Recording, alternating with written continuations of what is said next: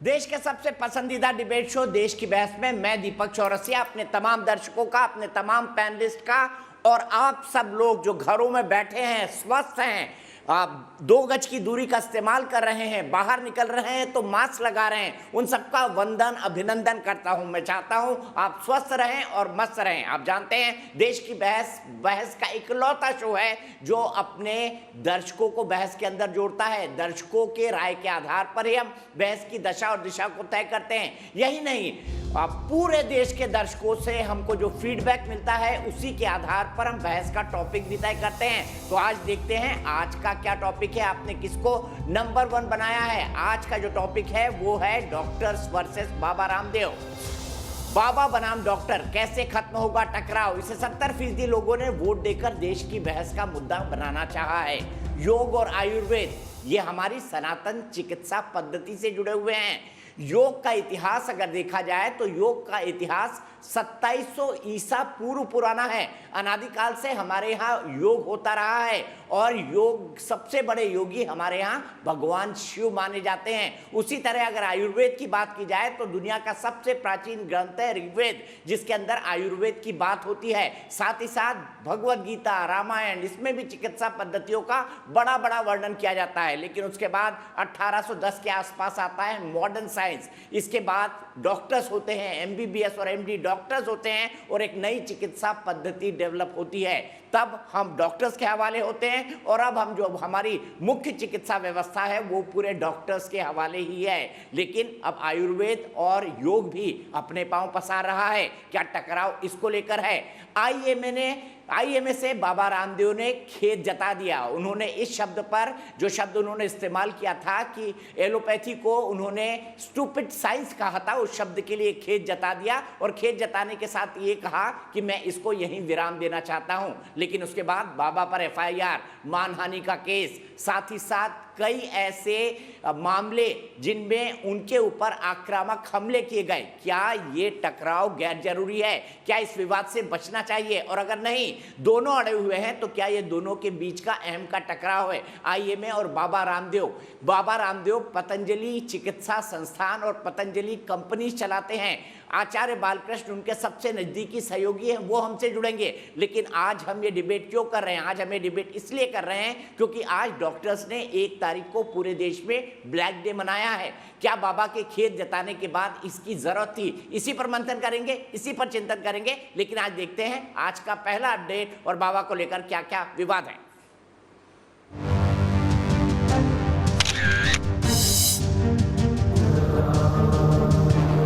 योग गुरु बाबा रामदेव के बयानों पर डॉक्टरों की नाराजगी थमने का नाम नहीं ले रही, जबकि योग गुरु अपने बयान पर खेद जताते हुए कई बार कह चुके हैं कि वो एलोपैथी के खिलाफ नहीं है। देश भर में योग गुरु के बयान पर ब्लैक डे भी मनाया गया। ये पैथीज ट्रीटमेंट एंड पेंडेमिक से लड़ना अगेंस्ट बाबा जी के शब्दों के अगेंस्ट है। जब तक ये कार्रवाई नहीं होती है तब तक हम लोगों की प्रोटेस्ट जारी रहेगी। कोरोना काल में डॉक्टरों का ये विरोध प्रदर्शन चिंता का विषय भी है। योग गुरु से नाराज federation of resident doctors association यानी फोडा के सदस्यों ने देश भर में काला दिवस मनाया। योग गुरु बाबा रामदेव ने कोरोना वायरस संक्रमण के इलाज के लिए इस्तेमाल की जा रही कुछ दवाओं पर भी सवाल उठाया था। योग गुरु का कहना है कि उनकी अगली लड़ाई ड्रग माफियाओं से है। ये जो ड्रग माफिया हैं, जो मेडिकल टेररिज्म और अनार्की फैला रहे हैं, उनसे लड़ने की कि एक बहुत बड़ी ताकत जो हमारे योग आयुर्वेद में है, उसकी का लोहा पूरी दुनिया मानेगी। इस बीच बाबा रामदेव अपना बयान वापस ले चुके हैं और ब्लैक फंगस से निपटने की तैयारी में जुटे हुए हैं, जबकि इंडियन मेडिकल एसोसिएशन उनके बयानों पर अब तक शांत नहीं हुआ। पूरी दुनिया देख रही है देश के अंदर कि क्या चल रहा है भारत के अंदर, जहाँ पे मरीजों के इलाज में ध्यान देना चाहिए या इस चीज़ों के ऊपर बहस करनी चाहिए। देश की बहस में चर्चा है कि योग गुरु बाबा रामदेव लगातार कह रहे हैं कि वो एलोपैथी के खिलाफ नहीं है और मिलकर साथ चलने का आह्वान भी कर रहे हैं। तो क्या वजह है कि आईएमए और फोडा जैसे डॉक्टरों के संगठन विरोध प्रदर्शन कर रहे हैं? सवाल है, क्या इस विरोध की कोई और वजह भी है? तो आप जानते हैं देश की बहस में हम एक सवाल पूछते हैं और उसी सवाल के आधार पर हम बताते हैं कि देश की बहस की दर्शकों की क्या राय है। इस बीच हम आचार्य बालकृष्ण से बात करेंगे जो हमारे साथ जुड़ चुके हैं। हमारे साथ हमारे कुछ दर्शक होंगे और उसके बाद एक बहुत बड़ा पैनल मौजूद होगा हमारे साथ। सबसे पहले आचार्य बालकृष्ण की तरफ चलते हैं, लेकिन उससे पहले मैं आज का सवाल आपके सामने रख देता हूं। आज का सवाल है, आईएमए रामदेव के खेत जताने के बाद क्या मामले को बेवजह तूल दे रहा है? हाँ या नहीं में आप जवाब भेज सकते हैं। आप लिखने के लिए स्वतंत्र हैं, अपना ओपिनियन देने के लिए स्वतंत्र हैं। कार्यक्रम के अंत में हम आपकी वोटिंग्स के आधार पर बताते हैं कि देश की बहस की दर्शकों की क्या राय है। वोटिंग के तरीके आपको पता है, मैं फिर से दोहराना नहीं चाहता, लेकिन सीधे सीधे आपको ग्राफिक्स के जरिए मैं वोटिंग के तरीके दिखाऊं।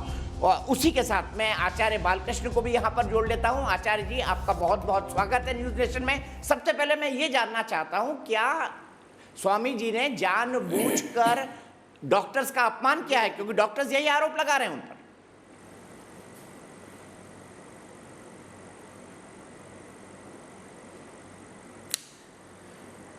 स्वामी जी महाराज ने पहले जो व्हाट्सएप का मैसेज था उसको पढ़ा था कि ये हमारी अंतरंग मीटिंग थी। ये बात सारे देश को पता चल चुकी, पहले नहीं पता थी तो। और इसके बाद में श्रद्धेय स्वामी जी ने खेद भी व्यक्त कर दिया कि भाई उससे मेरी बातों से यदि किसी को वो हुआ है तो व्यक्त भी कर चुके हैं। तो ये क्या चाहते हैं ये हमको नहीं पता, पर हम जो चाहते हैं वो स्पष्ट है कि जो आईएमए के नामधारी जो एक एनजीओ है वो साबुन, टूथपेस्ट, पेंट और बल्ब को जो है उसका एनओसी सर्टिफिकेट देते हैं कि बल्ब जलाने से जो है वो 99% जो है बैक्टीरिया वायरस ख़त्म हो जाते हैं, या पेंट लगाने से जो है बैक्टीरिया ख़त्म हो जाते हैं। इनके पास वो कौन सी लैब है, कौन सी लेबोरेटरी है, कौन सी प्रयोगशाला है, शायद आईएमए के बहुत सारे चिकित्सक बंधुओं को भी ये पता नहीं होगा। मैं चिकित्सक या पैथी के हम लोग विरोधी नहीं हैं, परंतु यदि कोई ज्ञान के नाम पर अज्ञान फैलाता है और कोई किसी को भ्रमित करता है तो हम इसके विरोधी हैं। मैं पुनः ये जितने भी बंधु हैं, हमारे भाई बंधु हैं सारे चिकित्सक, और कोरोना का समय है और विवाद तो कभी भी अच्छा होता नहीं है। जब श्रद्धेय स्वामी जी ने कह दिया कि भाई ये कोई बात नहीं है, यदि आपको कष्ट हुआ तो मैं खेद व्यक्त करता हूँ, क्षमा करता हूँ, अपनी क्षमा मांगता हूँ, तो बात ख़त्म होनी चाहिए। परंतु जो बल्ब को और पेंट को सर्टिफिकेशन देने वाले ऐसे जो लोग हैं, ऐसे लोग न देश की चिंता करेंगे, इनको पैसे की चिंता होती है, तो उनके द्वारा भ्रमित होकर के हमको भ्रमित नहीं होना चाहिए।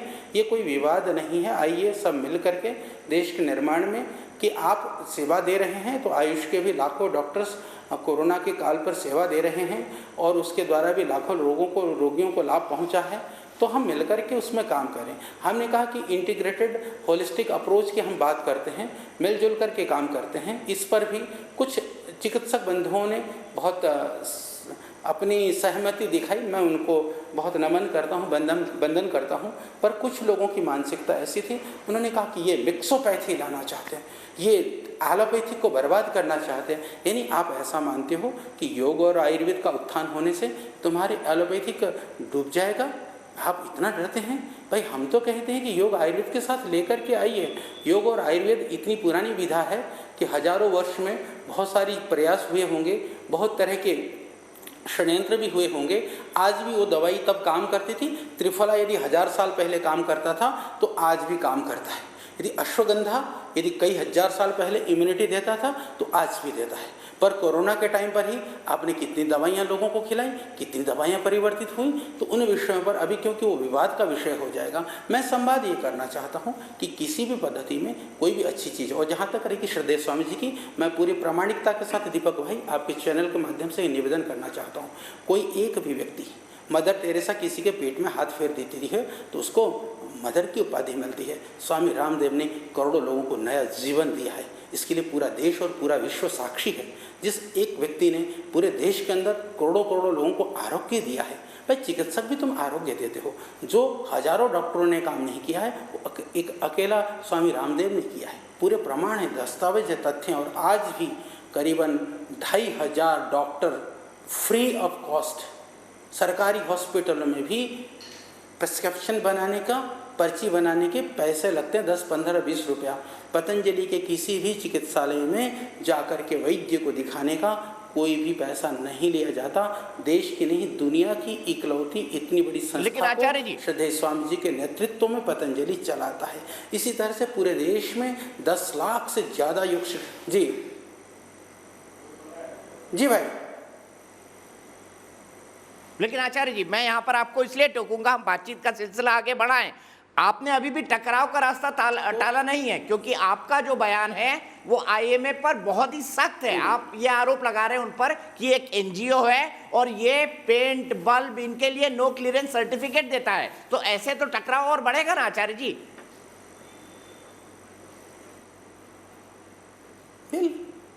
नहीं, ये आरोप नहीं भाई। देखो, कभी भी ना आरोप लगाना हमारा प्रयोजन नहीं है। मैं आपको बताता हूँ, हमेशा, और आप दीपक जी मुझे व्यक्तिगत रूप में भी जानते हो, मैं ऐसा मानता हूँ कि जो कर्म की ध्वनि होती है शब्द की ध्वनि से बहुत गहरी होती है।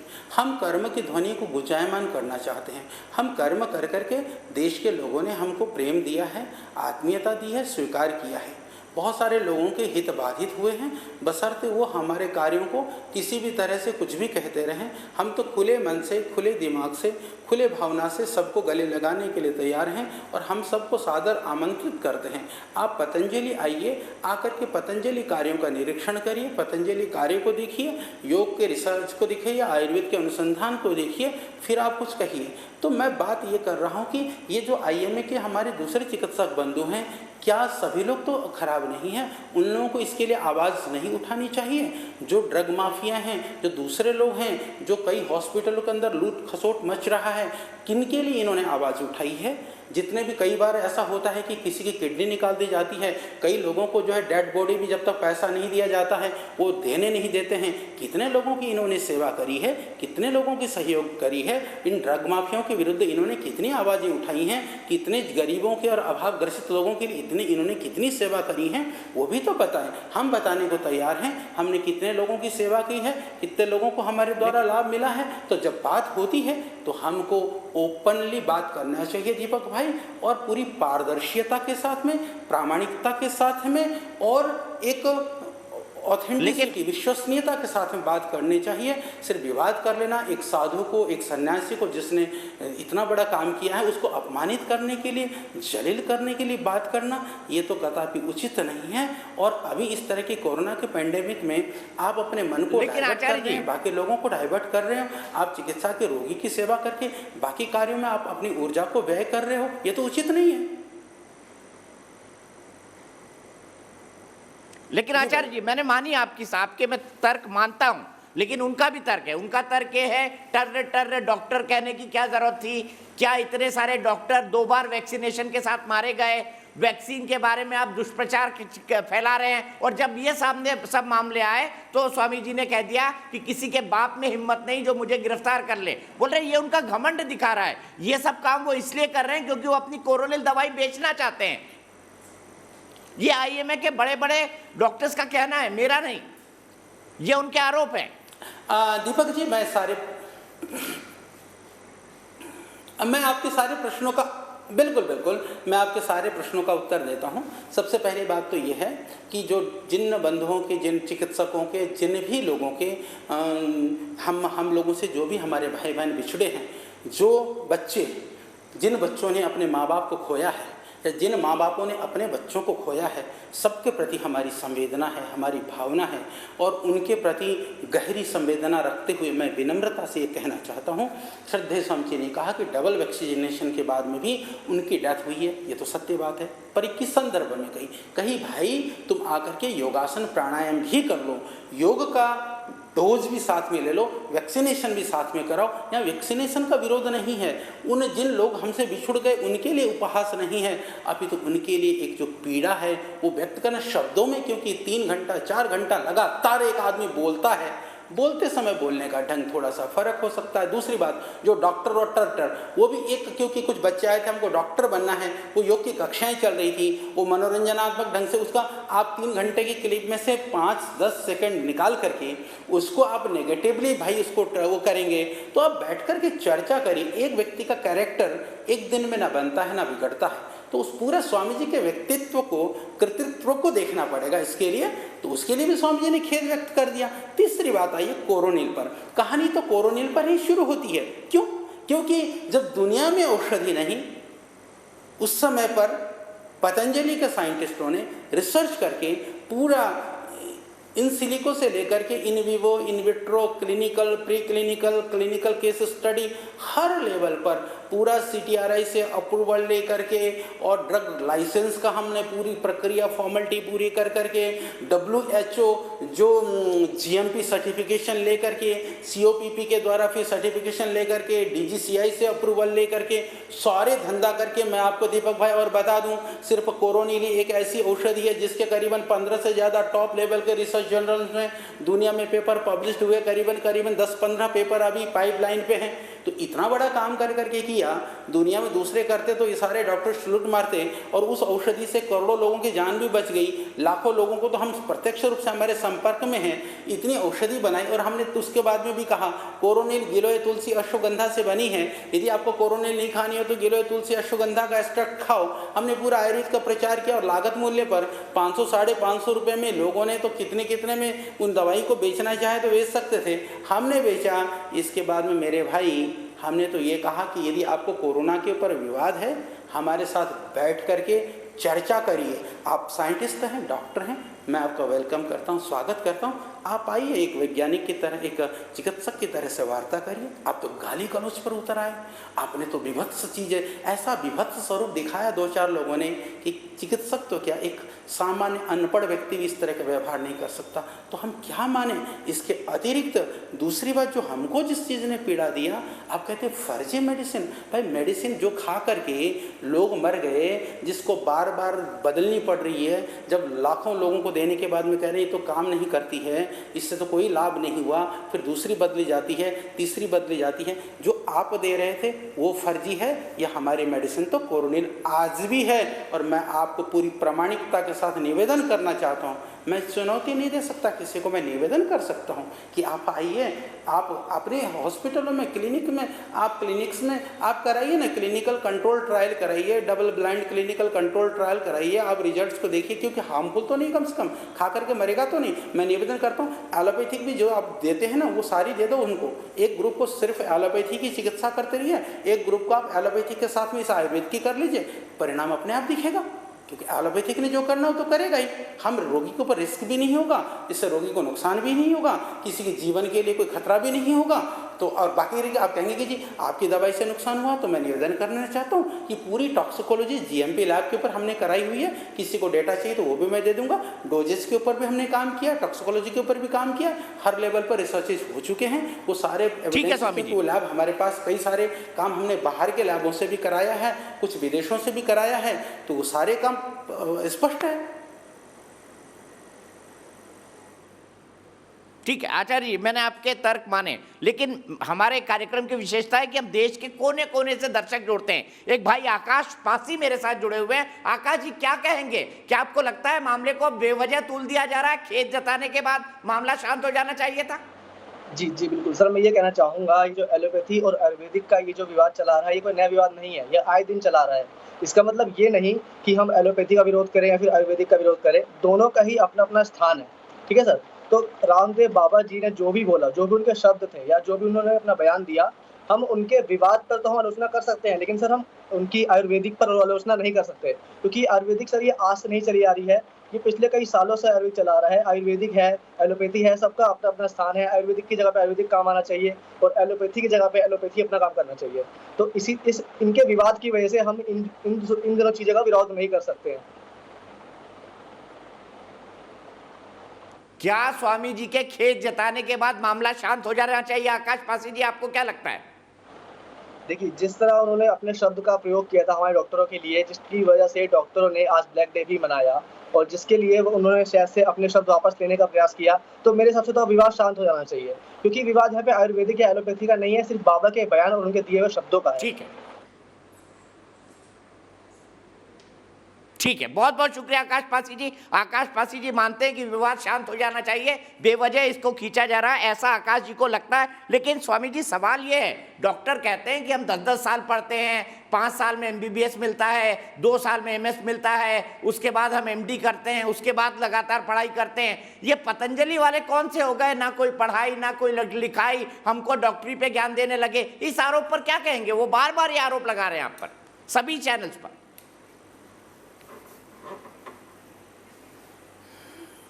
ऐसा देखो, खिसियाने बिल्ली खंभा नोचे।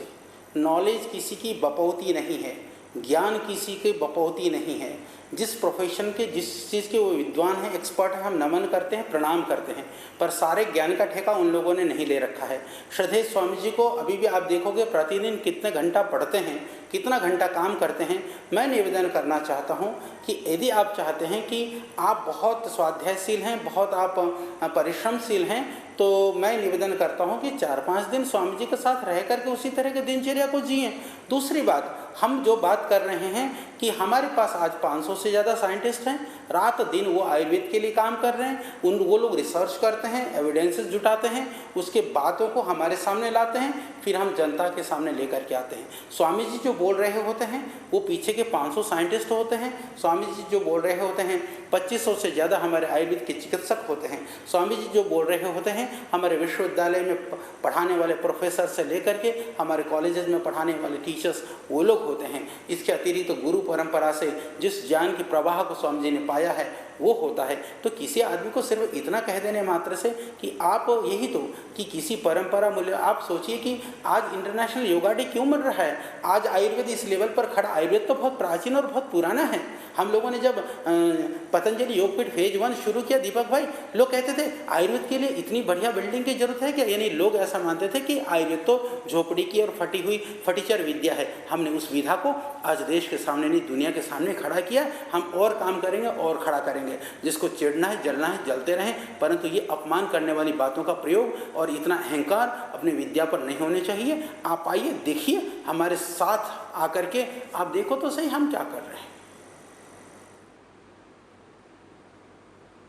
एक आखिरी सवाल स्वामी जी, आचार्य जी, लोग ये कह रहे हैं कि विवाद मतलब स्वामी रामदेव और विवाद मतलब स्वामी रामदेव जी का और फायदा। तो कुछ लोग ये मानते हैं कि आपने बेवजह इस विवाद को खड़ा किया है ताकि पब्लिसिटी होती रहे फ्री में।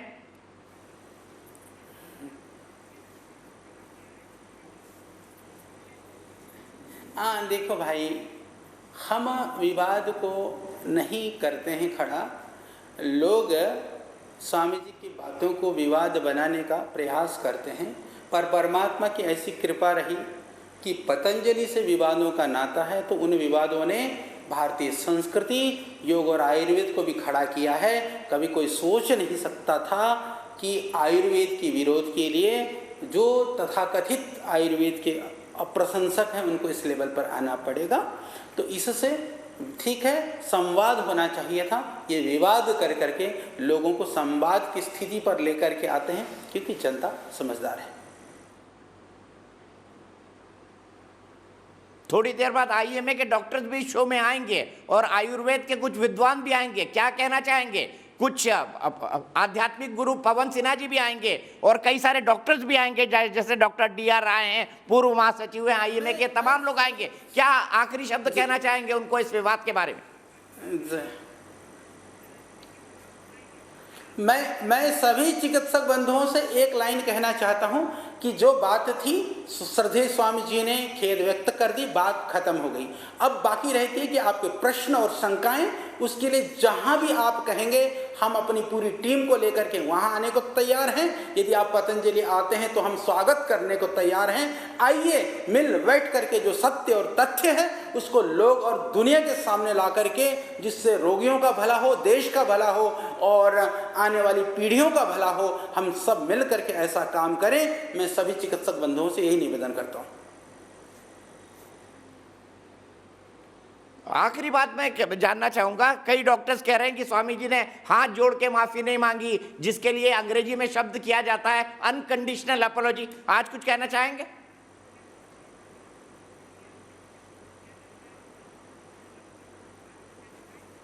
ऐसा देखो, मैं कहता हूँ कि हाथ जुड़ा लो, शीर्षासन करा लो, दंडवत करा लो।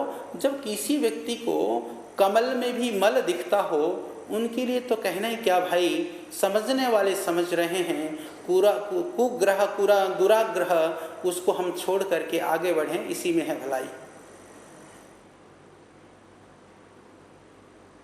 बहुत बहुत शुक्रिया आचार्य जी, आपने वक्त निकाला, आप हमसे जुड़े। और मुझे पता है आपके हॉस्पिटल में भी कई सारे लोग होंगे और एक पूरी टीम आपका भी इंतजार कर रही होगी। आपका बहुत बहुत शुक्रिया। मैं बहस को खोलता हूं। स्वामी जी के जाने के बाद मेरे साथ डॉक्टर DR राय हैं, पूर्व महासचिव हैं IMA के। मेरे साथ डॉक्टर राहुल भार्गव हैं, निदेशक है फोर्टिस अस्पताल के, जाने माने डॉक्टर हैं। मेरे साथ डॉक्टर रवि मलिक हैं, बहुत जाने माने डॉक्टर हैं, पूर्व सचिव हैं इंडियन मेडिकल एसोसिएशन के। मेरे साथ श्री गुरु पवन सिन्हा जी हैं, आध्यात्मिक गुरु हैं, पढ़ाते हैं और बहुत अच्छे विचार उनके हैं। मैं दिल से उनका बड़ा सम्मान करता हूं, उनसे आशीर्वाद लेता हूं। डॉक्टर परमेश्वर अरोड़ा जी हैं, आयुर्वेदाचार्य हैं, गंगाराम अस्पताल में अपनी सेवाएं दे चुके हैं, जाने माने आयुर्वेदाचार्यों में से एक हैं। डॉक्टर HS रावत थोड़ी देर में जुड़ेंगे हमारे साथ, ज्योतिषाचार्य हैं, आयुर्वेदेशाचार्य हैं और निदेशक हैं MPJ विद्यालय के। सबसे पहले डॉक्टर राय, मैं आपसे शुरू करना चाहता हूं।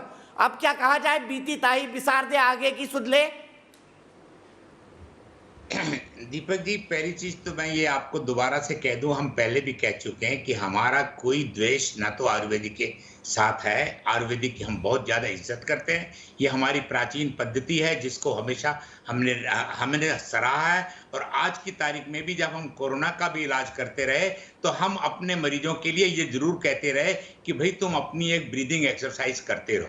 रहा सवाल हमारे रामदेव जी का, तो ये एक योगी हैं, इसमें कोई दो राय नहीं, योग सिखाया, हम इनकी भी इज्जत करते हैं इस बात के ऊपर। लेकिन इनने आकर जो सबसे सर्वप्रथम जो कार्य किया कि आप उन डॉक्टरों के बारे में सोचिए, पूरे विश्व के बारे में सोचिए। जब विश्व इस वक्त एक महामारी से गुजर रहा है और लोग बाग सड़कों के ऊपर इस पर घर में परेशान है, माँ बाप आपस में नहीं मिल सकते, भाई बहन आपस में नहीं मिल सकते, उस वक्त एक डॉक्टर समाज है जो आपकी सेवा कर रहा है। और उसके बाद आप आकर उनके लिए कहते हैं डॉक्टर, इनको क्या आता है, 1000 डॉक्टर मर गए, 1200 डॉक्टर मर गए, इनकी दवाइयां इतनी कर गई, इन लोगों की दवाइयों ने काम नहीं किया, इन लोगों ने जितनों को मारा उतनों तो अस्पताल में लोगों ने मार दिया, जितने लोगों ने ऑक्सीजन से नहीं मरे डॉक्टर ने मार दिया। अब आपने इस प्रकार के शब्द कहे, बताइए। उसके बाद हम लोगों ने आपसे उस वक्त चिट्ठी कही कि साहब इसको करिए। हमारे परम मित्र हमारे डॉक्टर हर्षवर्धन जी के कहने के ऊपर आपने एक बार खेद प्रकट कर दिया और उसके बाद आप अगले दिन ही कह रहे हैं टर्र टर्र टर्र। उसके बाद आप कह रहे हैं इन डॉक्टरों को देख लीजिए, डॉक्टर करते क्या है, लाश में से उसका किडनी निकाल लिया, लीवर निकाल लिया, ये निकाल लिया, बॉडी दे देते हैं, वो कहते हैं। और हर वक्त इन्होंने कुछ ना कुछ हमारे ऊपर का, हम बार बार कह रहे हैं। आज मेरे ख्याल से डॉक्टर राय, बहुत सारी चीजें आउट ऑफ कंटेक्स्ट भी कोड हो रही हैं। नहीं, आउट ऑफ, मैं वही बात कर रहा हूँ, हमारे Ramdev out of the context भी कोड हो रही है। दीपक जी, मैं वही बातें कह रहा हूँ जो रामदेव ने कही हैं। मैं आउट ऑफ कॉन्टेक्स्ट नहीं कह रहा हूँ। जो ऐसा स्वामी कैसा जिसको जुबान पे कंट्रोल ना हो। राहुल जी, 1 मिनट आपके पास आ रहा हूं। अगर आपका प्रिय भाई डॉक्टर है और उसके बाद उसके साथ कुछ हो जाता है, आपका मित्र डॉक्टर है, सारी दुनिया की दुकानें बंद होगी, मंदिर बंद हो गए, सारे मॉल बंद हो गए, डॉक्टर की क्लिनिक बंद नहीं हुई, डॉक्टर ने कभी काम करना नहीं छोड़ा, और उसके मरने के बाद आप कह रहे हो ये डॉक्टर ये अपने आप को नहीं बचाते, हमको क्या बचाएंगे? आपने इतनी बेहुदा, आप सोचिए उसके परिवार के ऊपर क्या बीत रही होगी, जिन लोगों ने अपने परिवार को खो दिया है। उसके बाद ठीक है, मैं एग्री करता हूं आपकी बात से, मैं आपके इस तर्क से सहमत हूं, मैं आपके इस तर्क से सहमत हूं डॉक्टर राय, मैं आपके इस तर्क से सहमत हूं। हाँ, बोल लीजिए, कंप्लीट करिए प्लीज। नहीं, मैं आप तर्क से सहमत, हम उसी बात पे कह रहे हैं ना। आप उसके बाद देखिए, उसके बाद अब अच्छा, इन्होंने हमारे जो प्रोटोकॉल दिए गए थे, हम प्रोटोकॉल के हिसाब से काम कर रहे थे। और आप जानते हैं कि 2020 के अंदर जिस वक्त ये महामारी फैली, किसी के पास कोई कारगर इलाज नहीं था, हम एज डॉक्टर होकर मानने को तैयार हूं। हिट एंड ट्रायल के बाद हमने अपने उसको SOP को बदला, लाइन ऑफ ट्रीटमेंट को बदला, और पूरे विश्व ने बदला। और हर चीज को किसने दिया? हमारी ICMR ने दिया, हमारी गवर्नमेंट ने दिया, हमारी मिनिस्ट्री ने दिया। उसको चैलेंज का आप कर रहे हैं, उसको चैलेंज एक school drop out highly qualified आदमियों को चैलेंज कर रहा है कि इनको आता क्या है। एक बात, दूसरी बात में आ जाता हूं, कोरोनिल के बारे में बहुत बात करते हैं। कोरोनिल की दवाई 2020 के अंदर महामारी जब फैली मार्च के अंदर, और इन्होंने अप्रैल जून के अंदर कोरोनिल बना दी 3 महीने के अंदर, 3 महीने में सारी ट्रायल कर दी। और डीआरडीओ जैसी संस्था 2020 से लेकर मई 2021 तक उन्होंने अपनी एक डोज दी है, दवाई दी है। ये उनसे भी बढ़ के हो गए। हम फिर कह रहे हैं हमें हमारा आयुर्वेदिक के साथ कोई दुश्मनी नहीं है, हम उनकी इज्जत करते हैं। लेकिन सवाल ये है ना, किसी डॉक्टर को किस प्रकार मैं सीधे गुरु पवन सिन्हा जी के पास चलूंगा। गुरु जी मुझे बताइए, डॉक्टर राय के मन में बहुत गुस्सा है, बट आपने भी बाबा के सभी बयानों को सुना है। क्या आपको लगता है डॉक्टर राय का गुस्सा सही है, और क्या आपको लगता है कि अब वक्त आ गया बीती ताई बिसार दे वाली बात हो जाए, या डॉक्टर्स आगे क्या चाहते हैं उस पर मैं बात करूंगा, पर डॉक्टर राय के बारे ने जो कहा है क्या आप उससे सहमत हैं, और क्या कहना चाहेंगे डॉक्टर राय को? डॉक्टर राय साहब ने जो अभी बात कही है, इनका जो अपना गुस्सा है, अपने मित्रों का जो नुकसान इन्होंने देखा है, उस हिसाब से वह दुख, वो क्षोभ, वह जस्टिफाइड है, उसमें कहीं कोई दो राय है ही नहीं।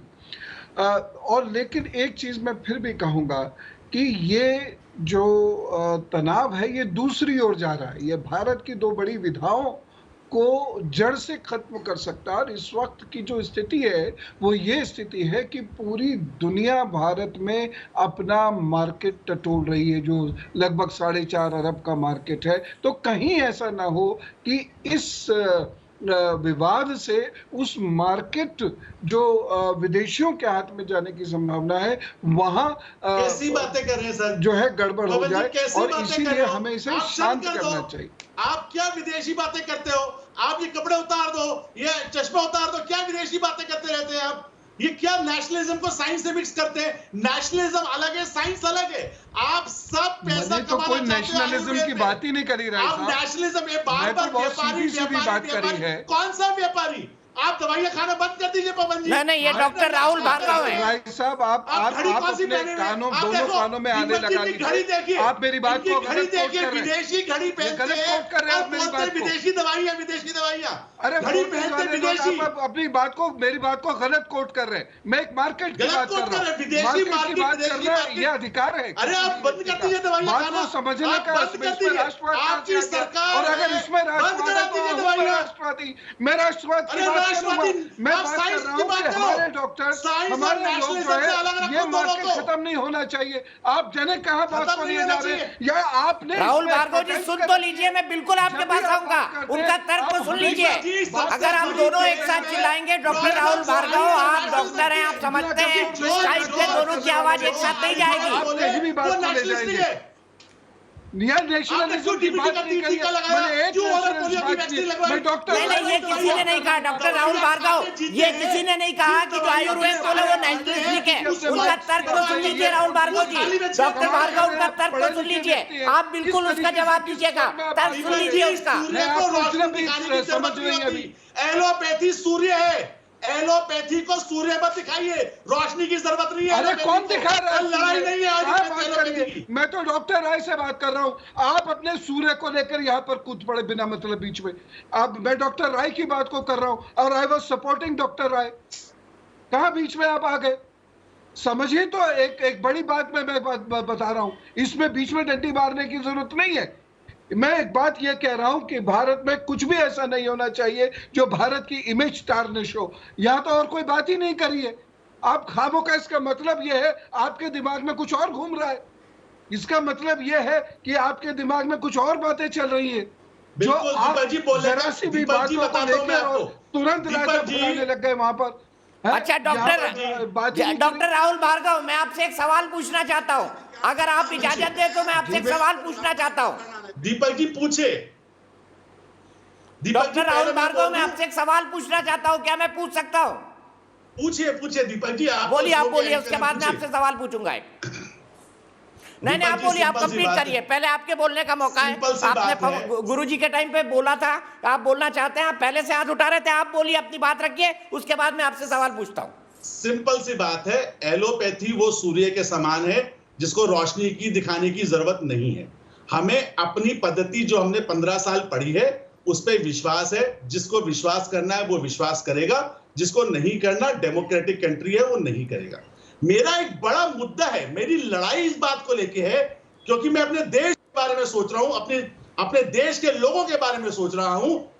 मेरे को जो लोग ये बहका रहे हैं आयुर्वेद का बहाना देके अपनी पर्सनल ग्लोरी और पर्सनल धर्म को बढ़ाने के लिए जो लोगों को बहका रहे हैं, वो उनको मृत्यु के दरवाजे पे धकेल रहे हैं। आप आयुर्वेद एलोपैथ की बात करते हैं, मैं कहता हूं मेरी साइंस कहती है मैं 100% लोगों को नहीं बता सकता, मैं एलोपैथी 100% को नहीं बचा सकता।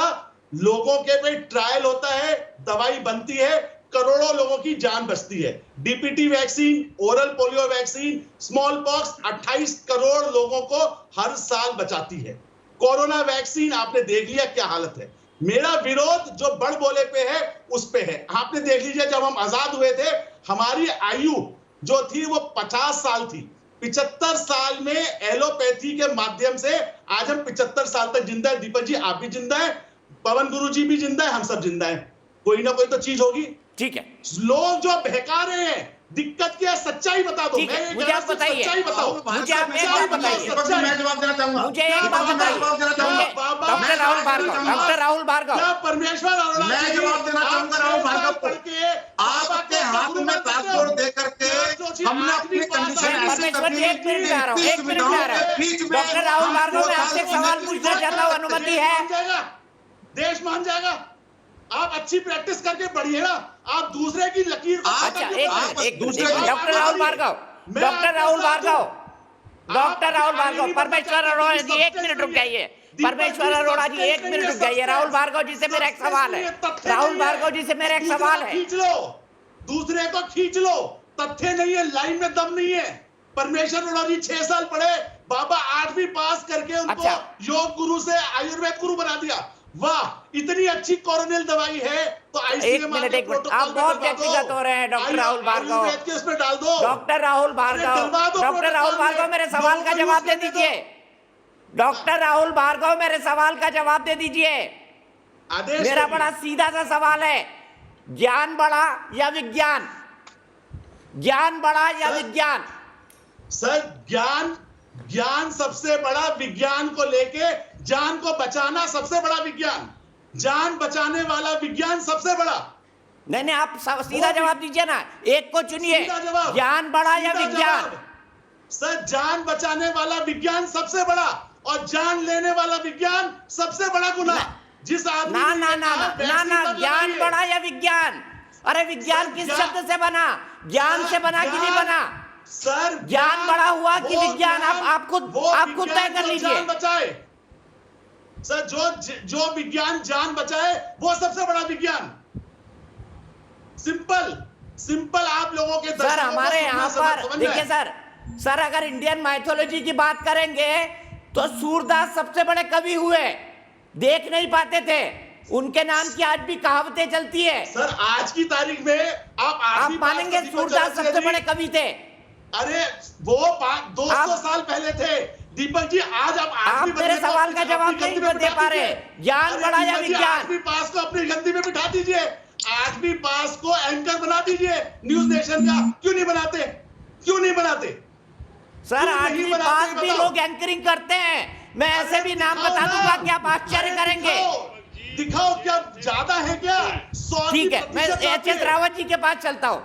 सर मैं किसी का अपमान नहीं करना चाहता हूँ। सर राहुल जी, मेरी और आपकी कोई अदावत नहीं है, मेरी आपकी कोई अदावत नहीं है, लेकिन ज्ञान की कोई सीमा नहीं है, विज्ञान की है। मैं सिर्फ इतना कहना चाहता हूँ। मैं डॉक्टर रावत के पास जाऊंगा। डॉक्टर रावत क्या ज्ञान की कोई सीमा है? डॉक्टर भार्गव निश्चित तौर पर आपकी जो एलोपैथी है आपकी बातों में दम है, लेकिन मैं आपसे ये पूछना चाहता हूँ, जब एलोपैथी शुरू नहीं हुई थी उससे पहले आपकी सब्जियों के अंदर मसाले डाले जाते थे और आज भी लगातार पूरा विश्व मसालों को डाल रहा है, चाहे उसके अंदर जीरा है, चाहे उसके अंदर सौंफ है, चाहे अर्जुन की छाल है, चाहे उसके अंदर मसाले है। वो कौन डालता है? वो किसने शुरू करे थे? एलोपैथी ने या आयुर्वेद ने? आप उसका जवाब दीजिए मुझे। अच्छा एक बार बताओ सर, आप टार्जन की तरह जंगल बुक में रहते रहो वो विज्ञान है, वो प्रोग्रेशन है। खाली जवाब दीजिए मेरी बात 5000 का। साल पहले अटक गए। अरे डॉक्टर साहब मेरी बात का जवाब दीजिए। जब एलोपैथी ना नहीं कुछ थी किया। उस समय आयुर्वेद था। अरे सर बढ़ाओ ना, और उस समय जब अपनी आप लकीर सब्जियों तो के अंदर बढ़ाओ। मसाले आज तक डालते आ रहे हैं, वो किसकी देन है? क्या मसाले? राहुल भार्गव जी, राहुल भार्गव जी, डॉक्टर रवि मलिक बहुत देर से, मैं ये नहीं चाहता कि हल्ला मचाने पे ही कोई शो ले जाए, मैं ये नहीं चाहता कि सिर्फ हल्ला मचा के शो ले जाए। मैं आपको अभी भी कहना चाहता हूँ, विज्ञान की लिमिट्स है, विज्ञान की लिमिट्स है, लेकिन ज्ञान की कोई लिमिट नहीं है। डॉक्टर रवि मलिक, क्या मेरी बात से आप एग्री करते हैं? और क्या हमको इतने जनरलाइज्ड टर्म्स में देखना चाहिए कि एलोपैथी सूर्य भगवान की तरह? दीपक जी, मैं बड़ी देर से डिबेट सुन रहा हूं। Doctor Ravi Malik please, Rahul Bhargav ji out of turn मत बोलिए प्लीज। 2 मिनट मेरे को दे दीजिए, कुछ मैं भी अपने विचार व्यक्त कर दूं। देखिए विवाद कहां से शुरू हुआ है, हमें ये देखना बड़ा जरूरी है। हम इशू को डाइल्यूट नहीं करेंगे। योग की भी हम रिस्पेक्ट करते हैं, आयुर्वेदा की भी रिस्पेक्ट करते हैं। विवाद केवल हमारे को जो ऑब्जेक्शन हुई है, वो ऑब्जेक्शन सिर्फ बाबा के बयान से हुई है। बाबा के बयान से क्यों ऑब्जेक्शन हुई है, इसको भी समझ लीजिए। बिल्कुल स्पष्ट चीजें हैं। बिल्कुल हमें ऑब्जेक्शन इस बात के लिए हुई है कि बाबा ने वैक्सीन को, जो कि ICMR और सारी प्रोटोकॉल्स में रिकमेंडेड है, बाबा ने कहा वैक्सीन लगाने के बाद में डॉक्टर अपने आप को नहीं बचा पाए। यहाँ पे जितने लोग बैठे हैं सब लोग एग्री करेंगे कि ये बात बाबा ने गलत कही है। पहली चीज, ये बात ये नहीं है कि हम अलग हैं आयुर्वेद से, या हम योग से अलग हैं, या हम एलोपैथी हैं, आप उस पलड़े में, हम इस पलड़े में, और हम कबड्डी खेल रहे हैं। यहाँ जितने लोग बैठे हैं वो इस बात से एग्री करेंगे कि अगर बाबा ने ये कहा है कि 2 वैक्सीन लगाने के बाद हजारों डॉक्टरों की मौत हो गई है और वो अपने को बचा नहीं पाए, ये गलत कहा बाबा ने। दूसरी चीज, इसमें कोई दो राय नहीं है। दूसरी चीज, अगर कोरोना वॉरियर्स का स्वाभिमान, जो कि मर गए बेचारे, जिनके के हताहत हो गए हैं, अगर उनका स्वाभिमान बाबा के ये कहने से हताहत हुआ है, ये बात भी सब मानेंगे, बिल्कुल ठीक है। एक पैथी को, एलोपैथी को आज मैं जो सबसे ज्यादा डिस्टर्ब हूं, दीपक जी, पूरे इंटरनेशनल उसमें हम व्यंग और उपहास के पात्र बन चुके हैं। हर व्यक्ति वहां पर हंस रहा है कि हिंदुस्तान में ये कौन एक व्यक्ति है जो कि कह रहा है स्टीरॉयड फेल, जो कह रहा है एंटीबायोटिक फेल, जो कह रहा है ऑक्सीजन देने के बाद मौतें हो गई। आप बात को समझिए, बाबा की हम बड़ी रिस्पेक्ट करते हैं, लेकिन जो चीज गलत है वो गलत रहेगी, चाहे वो बाबा बोले, चाहे वो राहुल भार्गव बोले, या चाहे रवि मलिक बोले। जो बाबा का फॉलोअर है वो गलत मैसेज लेके मर रहा है। रवि मलिक जी, सबसे बड़ी बात है, मुझे अपने भाइयों की चिंता है जो मर रहे हैं ऐसी गलत एडवाइस से। आप और हम सब लोग रोज, राहुल भार्गव जी प्लीज, सिर्फ चिल्लाने से डिबेट नहीं होता, सुन लीजिए ना। सब लोग, डॉक्टर राय साहब बैठे हुए हैं, गुरुजी बैठे हुए हैं, आप अकेले चिल्लाए जा रहे हैं। दीपक जी थोड़ा सा शांति रखिए ना। बता दूं, आप डायरेक्टर है फोर्टिस अस्पताल के। अगर हमारे लोग बहकेंगे, अब मैं बताऊं, ICMR के अंदर एक अनुभवी और मजबूत टीम ने एक प्रोटोकॉल बना के दी है, जो हमें दिशा निर्देश हुए हैं कि इस प्रोटोकॉल को आप फॉलो करो। दीपक जी, बात को समझिए, मैं जो बता रहा हूं, हमें दिशा निर्देश सरकार ने दिया, मिनिस्ट्री ऑफ हेल्थ ने दिए हैं, और वो भी दिशा निर्देश ऐसे नहीं दिए हैं। WHO और सबकी स्टडी करके कहा है कि स्टीरॉयड जान बचाएंगे, ऑक्सीजन जान बचाएगी, आप दो। बाबा कहते हैं स्टीरॉयड फेल, बाबा कहते हैं ऑक्सीजन देने के बाद में वो हो गए। लोग भ्रमित होंगे कि नहीं होंगे? मैं लोगों के भ्रम की चिंता कर रहा हूं। यहाँ पे ये बात सोचिए कि डॉक्टरों की ईगो आ गई है। डॉक्टर पब्लिक हेल्थ की प्रॉब्लम कर रहे हैं, ये लड़ाई हमारी कमजोर पड़ेगी। अब 100 बातों की एक बात मैं बता रहा हूँ, कृष्ण जी को एक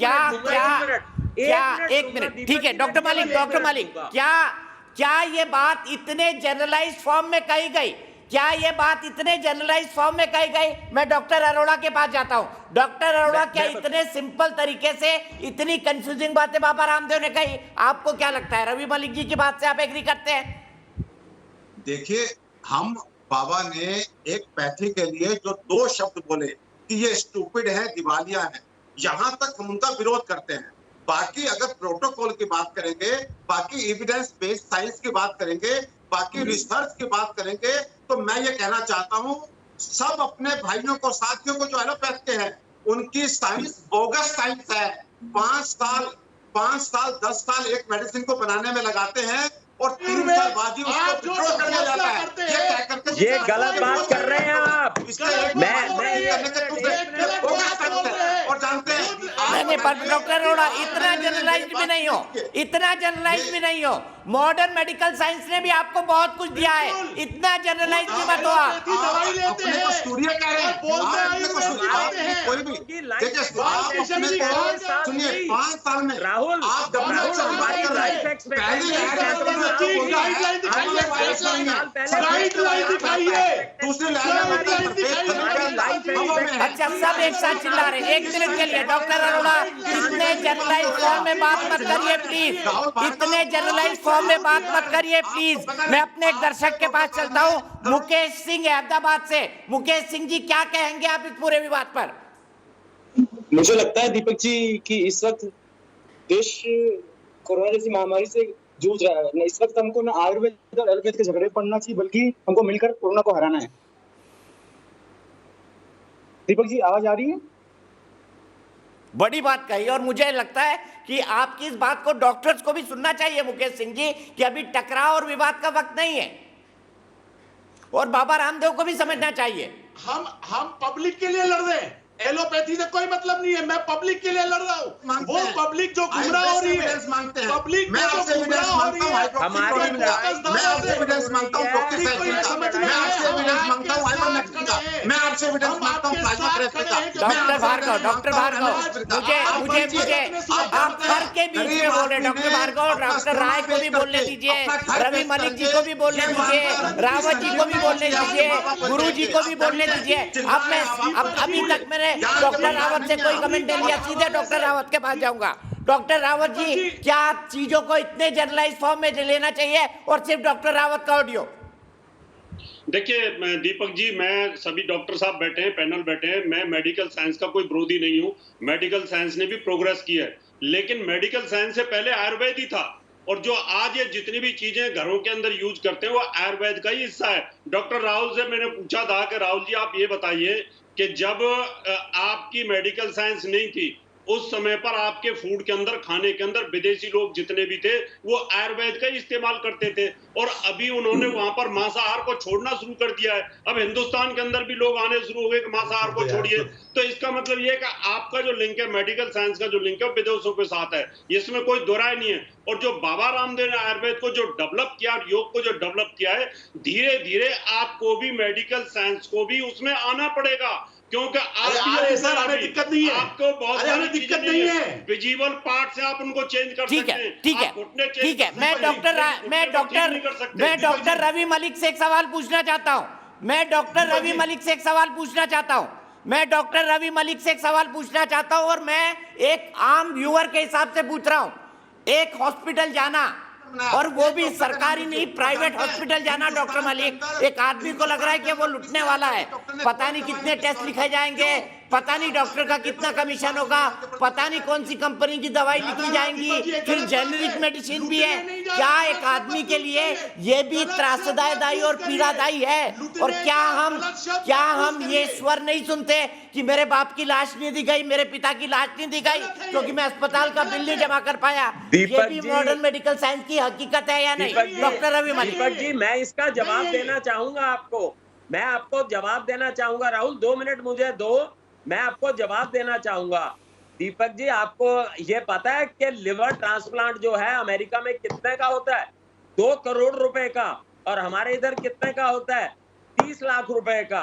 आपको पता है बोन मैरो ट्रांसप्लांटेशन कितने की होती है बाहर, और यहाँ पर कितने की होती है?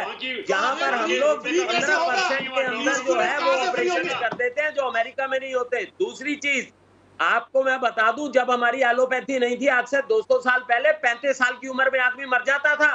Life expectancy in India was 35 years only. इस वक्त जो हम 75 साल में बैठे हैं, मेरे ख्याल से जितने लोग बैठे हैं, मैं आपकी सब बात से एग्री करता हूं डॉक्टर रवि मलिक, मैं डिस्प्यूट कर ही नहीं रहा हूं, पर मुझे बोलिए कि मेरे पिताजी की लाश नहीं दी गई क्योंकि मैं अस्पताल का बिल नहीं भर पाया।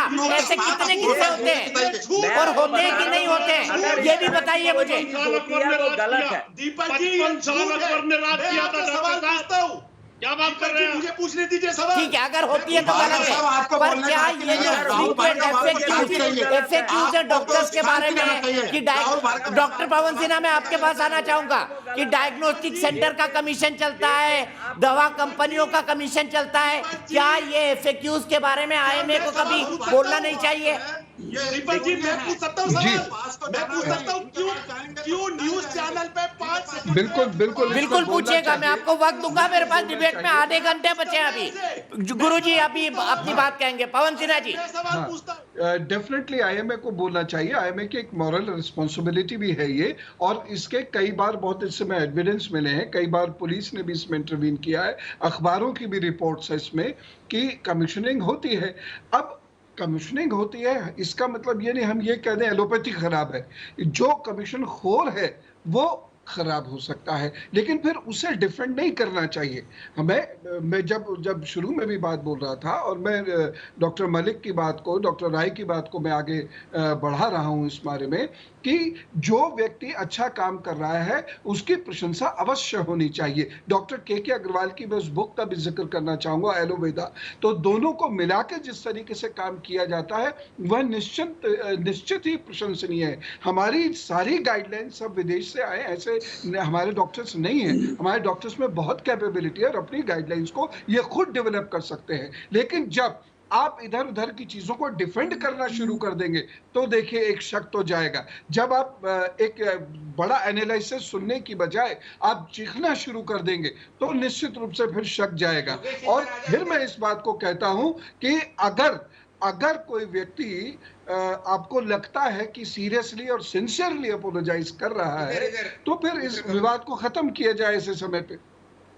दीपक जी, मैं पवन सिन्हा जी की इस बात से एग्री करता हूं। ठीक है, मैं सीधे मेरे एक दर्शक अंकुर अग्रवाल गाजियाबाद से जुड़ गए हैं। दर्शकों को मैं हमेशा शो के अंदर शामिल करता हूं और यही मेरे शो की विशेषता है कि कश्मीर से लेकर कन्याकुमारी तक के दर्शक जुड़ते हैं। इस वक्त गाजियाबाद से मेरे साथ अंकुर अग्रवाल जुड़ रहे हैं। अंकुर, क्या कहना चाहेंगे इस बारे में? जी दीपक जी, देखिए मैं सबसे बड़ी बात ये कहना चाहता हूँ कि जिस तरीके से लगातार ये विवाद छिड़ा है, उसके बाद बाबा रामदेव ने माफी भी मांगी है, लेकिन उसके बाद लगातार डॉक्टर इस विवाद को बढ़ा रहे हैं, उसे खत्म नहीं कर रहे हैं। उनको भी दिख रहा है कि देश में पेंडेमिक है और उनको इस विवाद से हटके देश की जनता की सेवा करनी चाहिए। लगातार डॉक्टर्स भी एक्सपायर हो रहे हैं, कोविड वैक्सीन लगने के बाद भी डॉक्टर्स एक्सपायर हो रहे हैं। उसके बाद बाबा रामदेव का ये विवाद खड़ा करना ये सरासर गलत है। डॉक्टर्स को पहले ये फोकस करना चाहिए कि हमें इस पेंडेमिक से कैसे बाहर आना है, उसके बाद विवाद करें, क्योंकि जनता त्रस्त है, जनता परेशान है और लगातार यही कोशिश उन्हें करनी चाहिए कि ये विवाद ना बढ़ा के। बाबा रामदेव ने माफी भी मांग ली है तो डॉक्टर्स को अपने इस बात को लेकर आगे रखना चाहिए कि हाँ, रामदेव ने माफी मांगी है तो उन्हें विवाद को खत्म कर देना चाहिए, इसे बढ़ाना नहीं चाहिए। बिल्कुल